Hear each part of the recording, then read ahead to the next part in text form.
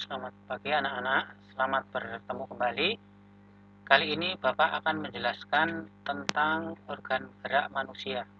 Perhatikan slide berikut. Rangka manusia. Rangka adalah susunan tulang yang teratur.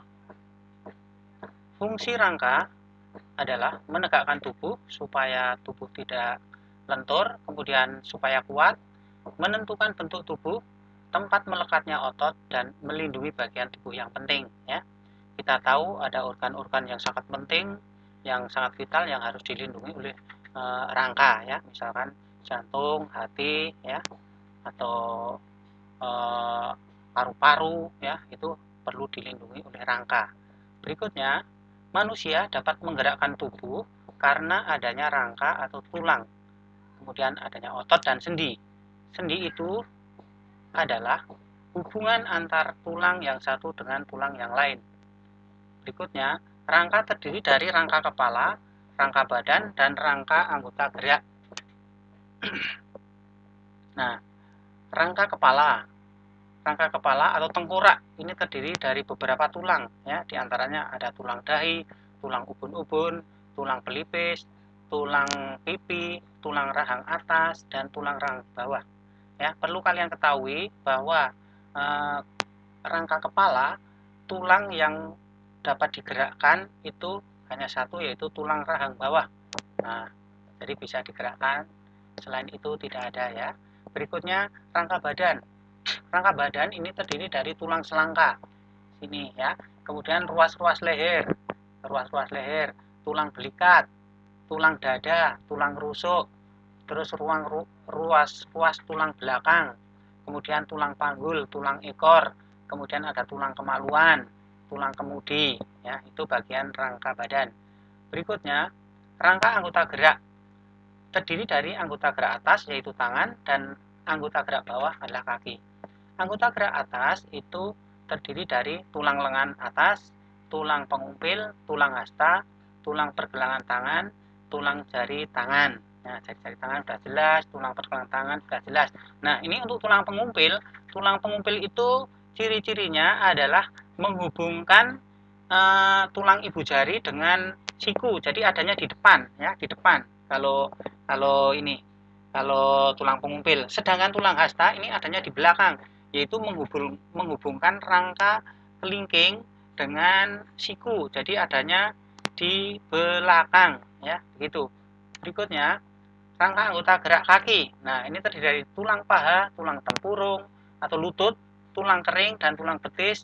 Tulang pergelangan kaki sudah jelas, tulang jari kaki juga sudah jelas, tulang telapak kaki. Nah, tulang betis dan tulang kering. Untuk tulang kering itu adanya di depan, ya, di bagian depan betis kita. Tulang betis itu di belakang, ya. Itu. Berikutnya, macam-macam otot dan fungsinya. Satu, otot polos atau otot tidak sadar. Nah, kenapa disebut otot tidak sadar? Karena ketidakmampuan kita untuk mengontrol gerakannya. Contohnya, saluran pencernaan, pernapasan, reproduksi, pembuluh darah, dan getah bening. Berikutnya, ciri-ciri bentuk seperti perahu, terletak pada organ dalam, gerakannya lambat, mudah lelah, dan bergerak tanpa perintah. Nah, ini anak-anak gambarnya. Berikutnya, lanjut. Otot lurik atau rangka atau serat lintang. Fungsinya adalah menggerakkan rangka kita. Ciri-cirinya adalah silindris dengan garis gelap terang, melekat pada rangka dan bekerja secara sadar atas perintah otak, cepat lelah. Nah, ini gambarnya anak-anak. Berikutnya, otot jantung atau miokardium. Ciri-cirinya berbentuk silindris, terdapat di jantung, kerjanya tanpa diperintah, jadi secara terus-menerus, ya, tanpa sadar. Kemudian bercabang-cabang, tidak mudah lelah. Nah, ini gambarnya, penampangnya. Berikutnya, secara umum otot tersusun atas 3 lapisan, yaitu satu lapisan luar, superficial, tengah, dan paling dalam. Bagian-bagian otot antara lain myofiber, yaitu berkas serat yang panjang dan tipis, ketebalannya seperti rambut. Yang kedua, myofibril, serat yang menyusun myofiber. Berikutnya, myofilamen, serat yang menyusun myofibril. Kemudian aktin, yaitu serat yang sangat tipis. Myosin adalah serat yang lebih tebal dibandingkan aktin.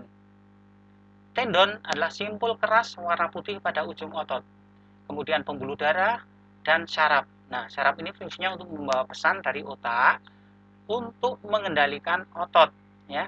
Untuk istilah-istilah yang lain mungkin nanti akan dipelajari di kelas 7 atau di SMP ya. Yang penting kalian cukup tahu istilahnya saja dulu ya. Baik, lanjut. Sekarang cara menjaga kesehatan tulang dan otot. Pertama adalah diet sehat yang kita lakukan. Nah, dengan cara mengkonsumsi makanan yang mengandung kalsium dan vitamin D. Kalsium itu adanya di olahan susu atau ikan salmon atau brokoli atau kacang-kacangan seperti kedelai. Berikutnya kalau vitamin D ini terdapat pada minyak ikan atau ikan tuna atau ikan sarden, kuning telur, susu, dan juga sinar matahari pagi. Ya, konsumsi suplemen vitamin A, B, C, kemudian kalsium, zat besi, dan lain-lain. Yang tidak kalah penting adalah olahraga secara teratur, kemudian menghindari alkohol dan tidak merokok. Nah, terpapar sinar matahari pagi, usahakan setiap pagi itu kena sinar matahari ya, supaya kandungan vitamin D yang ada dalam tubuh kita itu bisa mencair atau bisa untuk kita konsumsi ya. Kemudian hindari obat-obatan tertentu. Berikutnya, gerakan otot dikelompokkan berdasarkan arah gerakannya.